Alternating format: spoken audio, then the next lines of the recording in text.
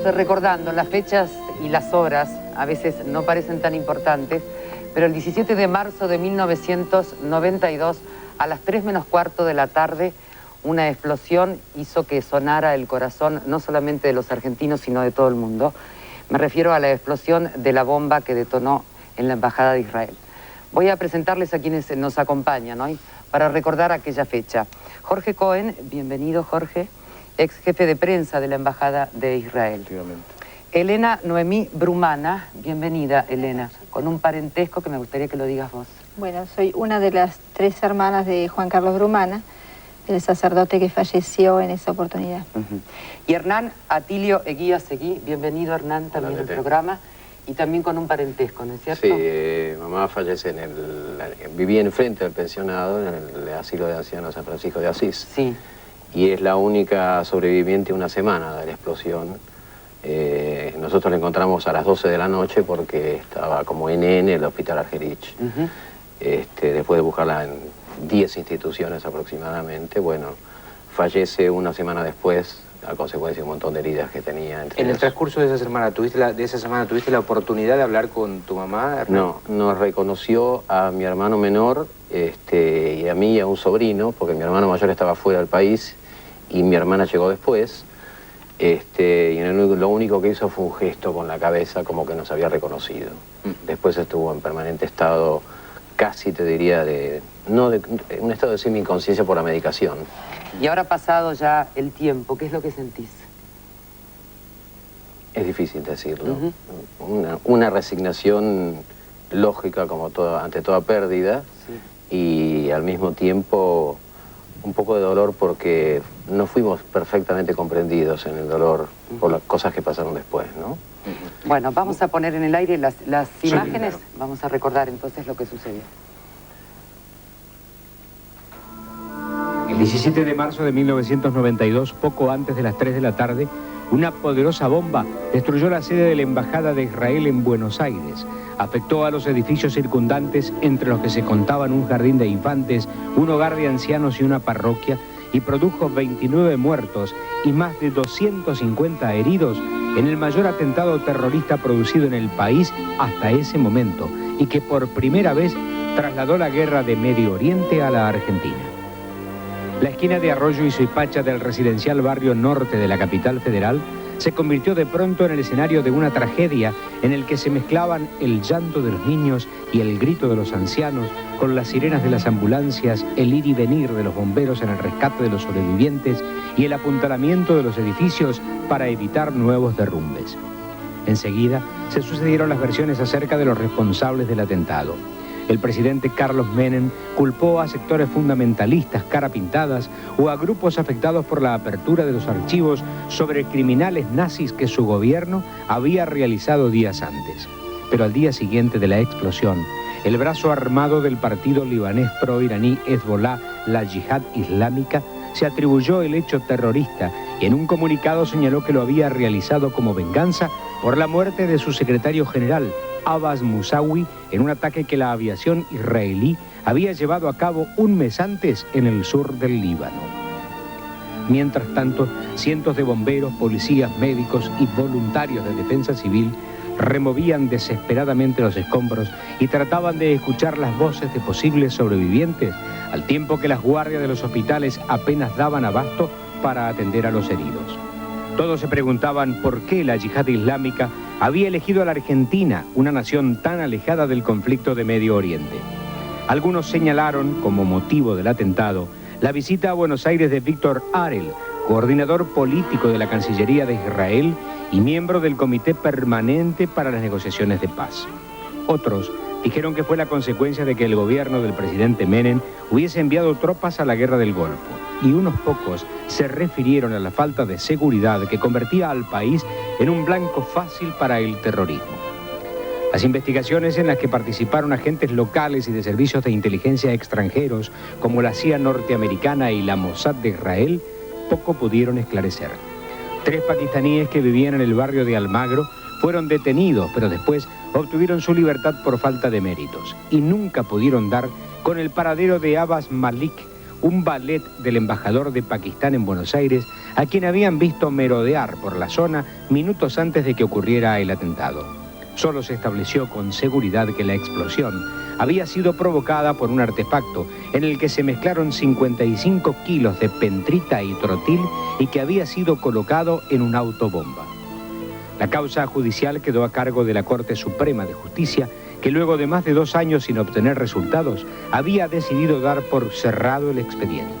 Pero 3 días después de que se conociera esta decisión, el lunes 18 de julio de 1994, poco antes de las 10 de la mañana, un explosivo cuya onda expansiva alcanzó los 15 kilómetros hizo volar el edificio de la AMIA en pleno barrio de Once, con el saldo de 89 muertos y varios centenares de heridos, en un atentado más grave que el anterior, dirigido ahora contra una institución mutual argentina.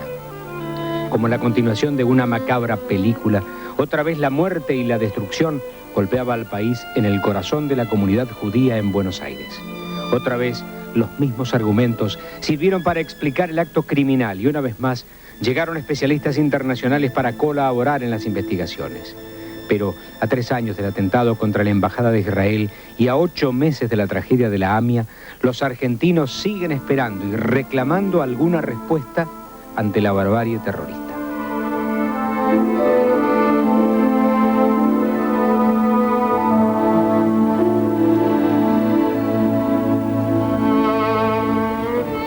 Parar brevemente de este tema pidiendo a nuestros invitados unos minutitos de espera y nos vamos a encontrar con Telefe Noticias, Rosario Lufrano, Franco Salomone. Los escuchamos a ustedes y los incorporamos a nuestro programa. Muy buenas noches, Fernando y Tete. Muchísimas gracias por permitirnos estar en Siglo XX para informar sobre lo que está ocurriendo alrededor de la muerte del hijo del presidente de la Nación. Y justamente con respecto a esto, los restos de Carlos Menem, hijo, fueron trasladados del centro islámico, donde recibió un oficio religioso con destino a la Quinta Presidencial de Olivos, donde será velado. Vamos con ese momento. Luego de más de 1:10 en el lugar, retiran el féretro con los restos de Carlos Menem Jr. Luego de un responso realizado aquí en el Centro Islámico, los restos de Carlos Menem Jr.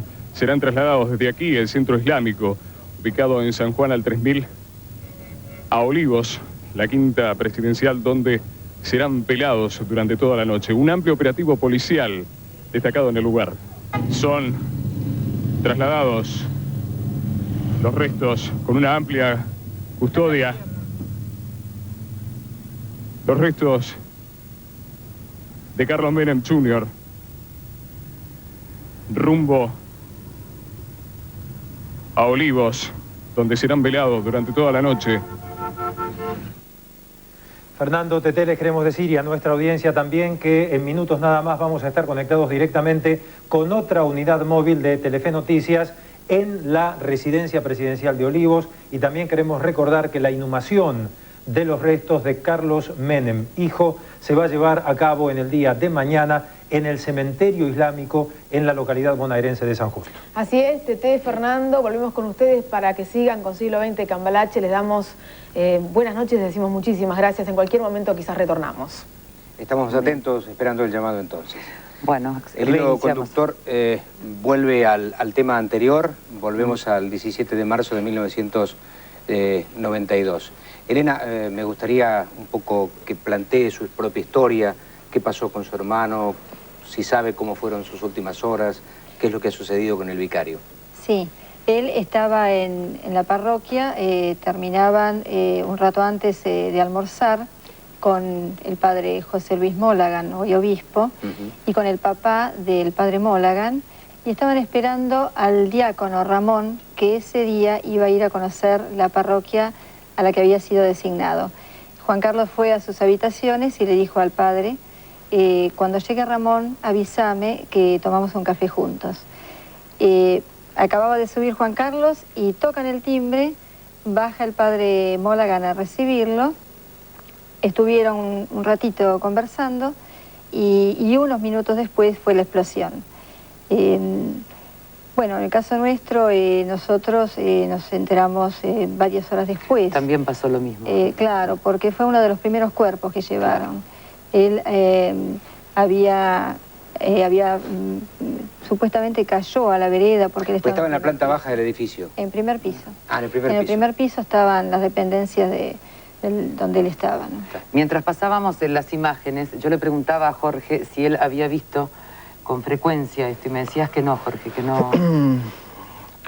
Bueno, no, nunca me animé a poder ver en forma directa los tapes de la tragedia. Solo lo hice 2 o 3 veces y así en programas de televisión, quizás por prevención, pero nunca pude verlo. Alguien te decía antes de entrar en cámara, lo tuyo es milagroso porque Jorge Cohen estaba dentro de la embajada en el momento de la explosión. ¿Podés reconstruir aquellos momentos, Jorge? Sí, bueno, brevemente, la explosión en la embajada sucedió a las 3 menos cuarto. Yo estaba trabajando en mi oficina del 2º piso sobre la calle Arroyo.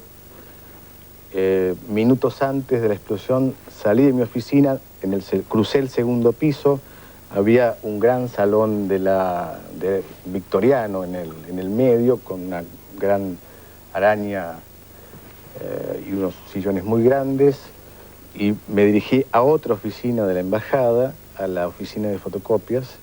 Allí me encontré con un compañero, con Iser, y estuvimos hablando 2 o 3 minutos.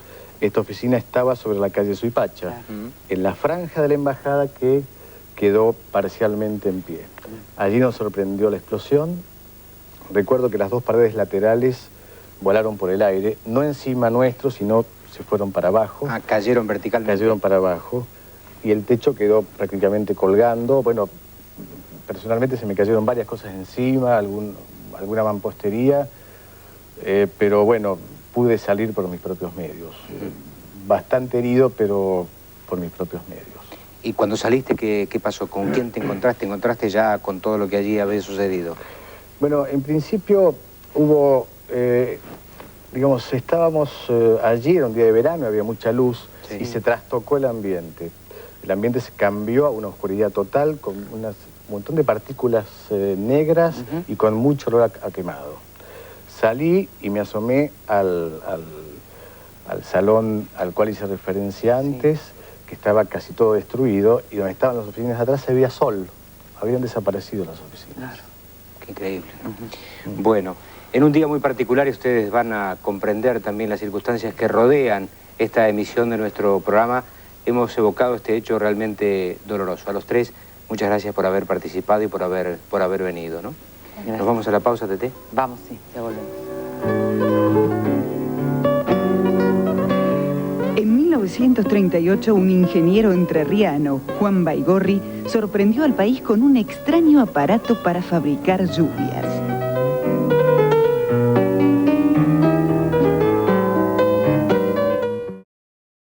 Esperamos te haya gustado nuestro video. No olvides suscribirte, comentar o seguirnos por nuestras otras redes sociales. Muchas gracias y hasta el próximo video.